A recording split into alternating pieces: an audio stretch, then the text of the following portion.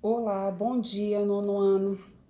Hoje iniciamos nosso segundo bimestre de Física e estaremos iniciando nossos estudos com vetores.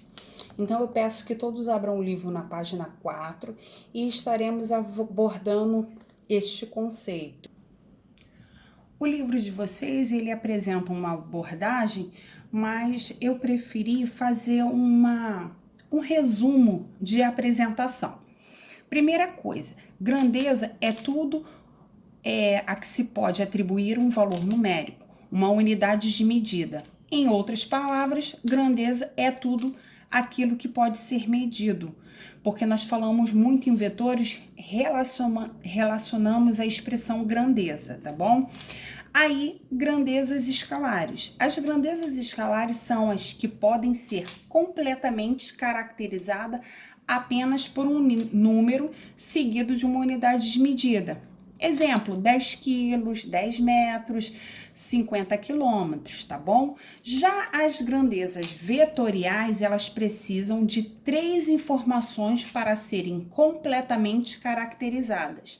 Elas precisam de um módulo, que é um valor numérico, elas precisam de uma direção e elas precisam de um sentido. Aí aqui tá até explicando, ó, módulo corresponde a um valor numérico, a direção é a reta de atuação, que é horizontal, vertical ou diagonal, e o sentido determina como a grandeza atua em determinada direção, se ela está indo para a direita, se ela está indo para a esquerda, se está indo para cima ou para baixo.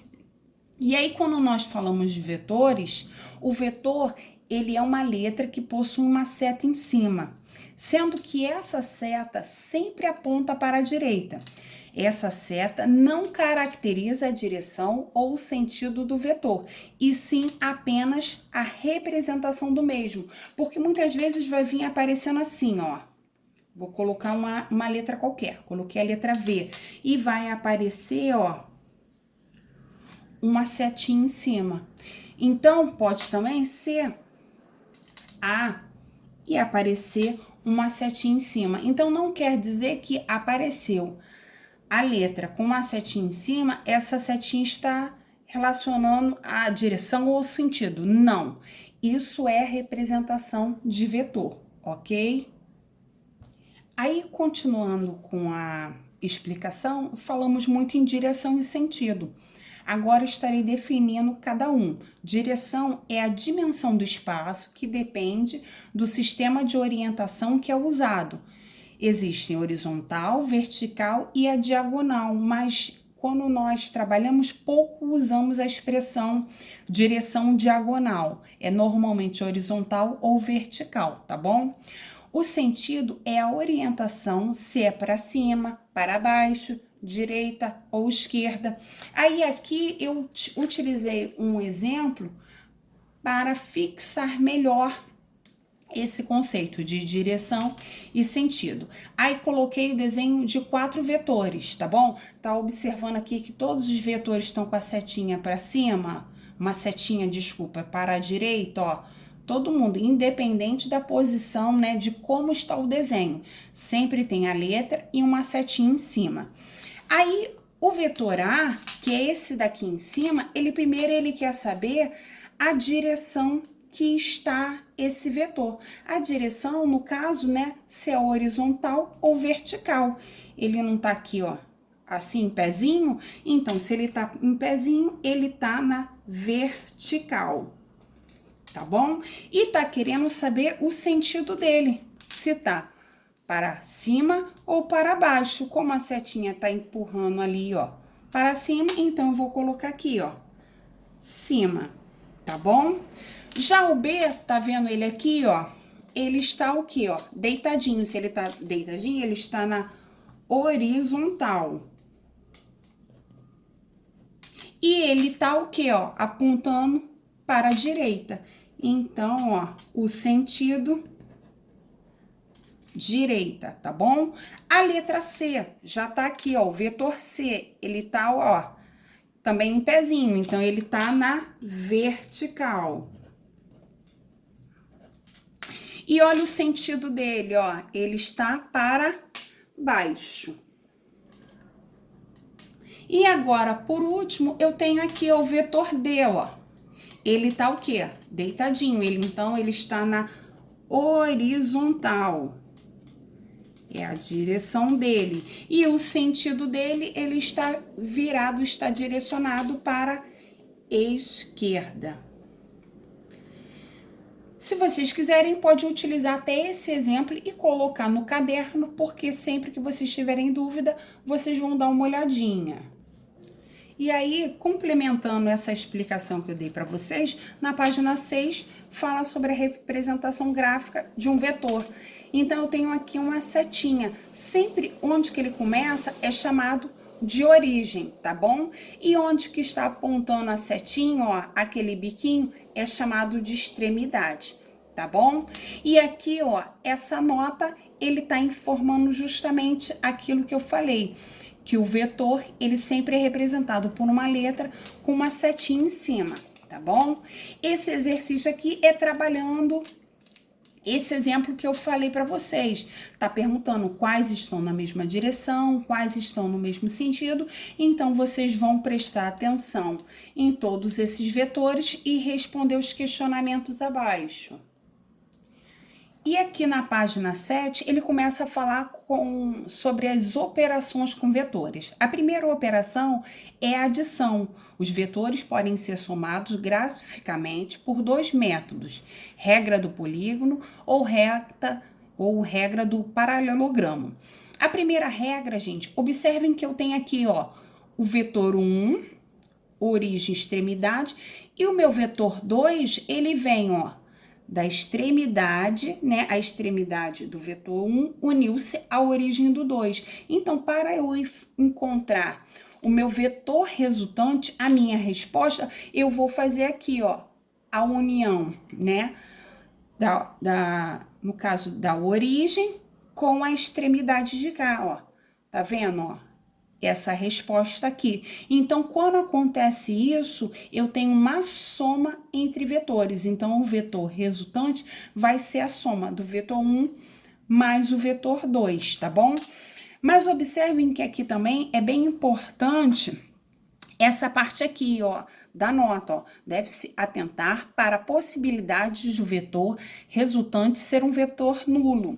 Isto é, o vetor cujo módulo é zero, sendo representado por um zero com a setinha em cima. Isso ocorre quando a extremidade do último vetor coincide com a origem do primeiro, como no exemplo a seguir. Tá vendo aqui, ó? O que acontece? Ele quer o vetor resultante. Só que ele deu um vetor 1, deu o vetor 2 e o vetor 3, olha aqui, ele fez uma ligação. Então, automaticamente, ele completou-se, né? O vetor, ele ficou completo. Logo, a soma entre os termos vai ser igual a zero, tá bom? Sempre que acontecer isso. Já que a outra operação é a regra do paralelogramo. Eu tenho aqui o vetor 1 e o vetor 2, eles estão distantes entre si. Para realizar a adição, o que eu faço? Eu uno as duas origens deles, ó. Tá vendo? Uniu aqui. Ao realizar a união, eu vou fazer um vetor vou fazer uma linha paralela ao vetor 1 e vou fazer uma linha paralela ao vetor 2, fazendo como se fosse um paralelogramo, que justamente é esse pontilhado em cima e esse pontilhado do lado, ó. Então, esse primeiro pontilhado aqui tá paralelo ao vetor 1 e esse outro pontilhado paralelo ao vetor 2. A soma entre o vetor 1 e o vetor 2 é o resultante. A resultante sai daqui, ó, da origem dos dois vetores e traça uma diagonal, tá bom? Nesse paralelogramo criado. E assim você realizará a soma entre os dois vetores. Aí aqui já começou a falar de subtração de vetores. Aqui ele deu um exemplo de dois vetores. Só que o que acontece? Não cai na regra do paralelogramo e não cai na regra, né, do polígono. Então, o que ele chegou aqui à conclusão? que eu poderia colocar um vetor oposto a B. Tá vendo aqui, ó? O B, ele tá aqui para cima, ele colocou um vetor oposto, sendo um B menos, ok? O oposto de B, B menos. E aí, ele fez aqui, ó, o desenho aqui. Esse B menos nada mais é do que essa linha aqui, ó. E o vetor resultante veio daqui, ó, da origem para a extremidade de B. Então, ele concluiu que quando eu fizer essa relação, eu tenho uma subtração entre vetores. Então, a subtração entre vetores nada mais é quando eu tenho vetores que têm direções iguais, mas sentidos diferentes, tá bom? Isso daqui faz até uma conclusão aqui embaixo, ó. Quando eu tenho a soma, eu tenho dois vetores que estão na mesma direção e no mesmo sentido. Tá vendo aqui o A e o B? Os dois estão apontando para a direita e os dois estão na horizontal. Então, eu vou somar o vetor A e B. E já aqui embaixo, o que aconteceu? Ó, o A para a direita e o B para a esquerda. Então, eles têm a mesma direção, mas o sentido deles são opostos. Então, quando acontecer isso, eu vou realizar uma subtração, uma continha de menos entre os vetores. Já aqui em cima, na página 9, ele começa a falar sobre os vetores perpendiculares ou ortogonais, aqueles vetores que formam ângulos de 90 graus. Gente, observem aqui, ó, eu tenho o vetor A e tenho o vetor B. O que acontece? Eu fiz aqui um paralelo, né? Uma linha paralela a A e uma linha paralela a B. E tracei o meu vetor resultante. Mas observe que quando eu tracei o vetor resultante, eu apresentei um triângulo retângulo. Um triângulo de 90 graus. Aconteceu de ter um triângulo de 90 graus, eu vou cair no Teorema de Pitágoras. Professora, eu não lembro do Teorema de Pitágoras. Teorema de Pitágoras é A ao quadrado igual a B ao quadrado mais C ao quadrado. Como estamos falando de vetores, vai ser V ao quadrado, né? Vetor resultante ao quadrado é igual a ao quadrado mais B ao quadrado. Então, por que no do paralelogramo eu não utilizei essa mesma regra? Porque o paralelogramo não cai em um triângulo retângulo, tá bom? Aqui aconteceu de entrar num triângulo retângulo, tá bom?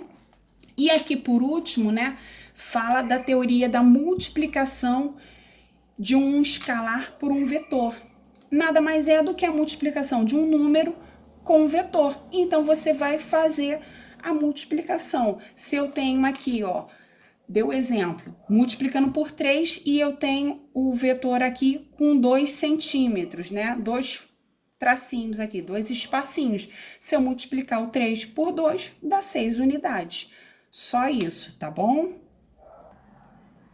Aí o livro de vocês, na página 10, ele começa com exercícios resolvidos, ó. O primeiro exercício está aqui, ó. Dados de vetores A e B de módulos A igual a 6 e B igual a 8. Determine graficamente o vetor resultante A menos B e calcule seu módulo. Então, o que ele fez aqui, ó? Tá vendo aqui? Tinha um vetor aqui que estava para cima, né? Vertical e um horizontal. Ele, o que ele fez? Ele colocou o vetor oposto a B.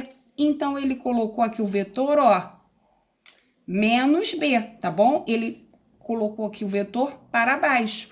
Automaticamente, aconteceu de ficar um triângulo o quê? Retângulo, certo? Aí, ele colocou o A igual a 6 e o B igual a 8. Como é um triângulo retângulo, cai no Teorema de Pitágoras, tá bom? A número 2 é a mesma coisa, depois vocês leiam com atenção.